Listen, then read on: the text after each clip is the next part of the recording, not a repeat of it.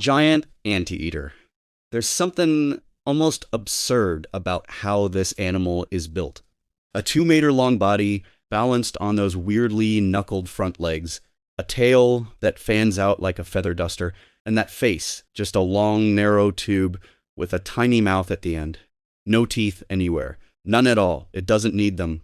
The tongue does everything, flicking in and out up to 150 times per minute, coated in sticky saliva, pulling in tens of thousands of ants and termites in a single feeding session. The claws are so powerful they can tear open concrete hard termite. The claws are so dangerous that jaguars and pumas have actually been killed trying to take one down. This animal looks gentle. It is not. Silky Anteater. The smallest of the group, and honestly the strangest looking.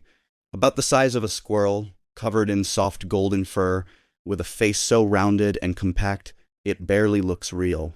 It spends its entire life in the tree canopy, moving slowly through branches at night, almost never coming down. Those curved claws grip so tightly that even a sleeping silky anteater won't fall.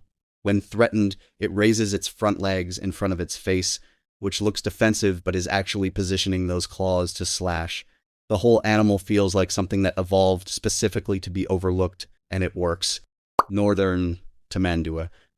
What's interesting about tamanduas is how they split the difference between worlds. They climb well enough to forage in trees, but they'll come down and dig into ground nests too.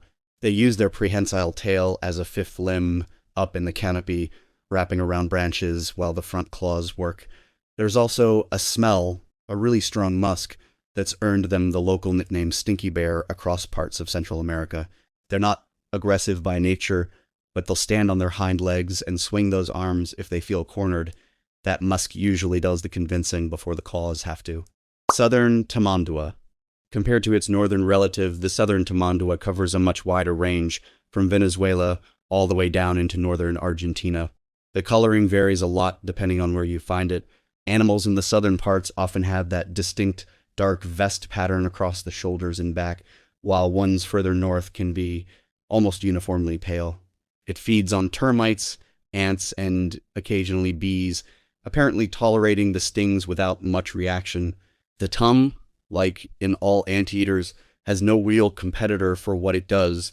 Long, worm fin, drenched in saliva, built for one very specific job done extremely well. Giant Pangolin. Not a true anteater worth saying up front, but so functionally similar that leaving it out would feel wrong. The giant pangolin is Africa's answer to the same ecological problem. Too many ants and termites, not enough predators willing to eat them.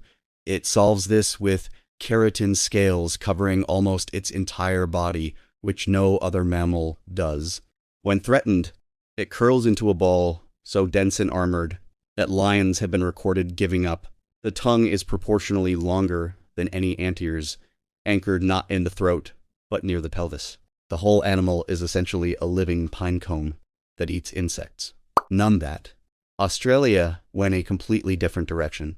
The numbat is a marsupial, not related to anteaters at all, but it fills the same ternite pile race and reign outside the pilot engine with entirely different equipment, including, unlike every other anteater type animal, the ability to actually see well in daylight.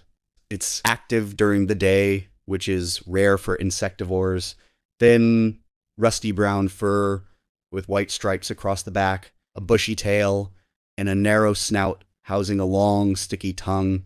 It eats almost exclusively termites, thousands of them daily, and does it all without claws strong enough to break open mounds.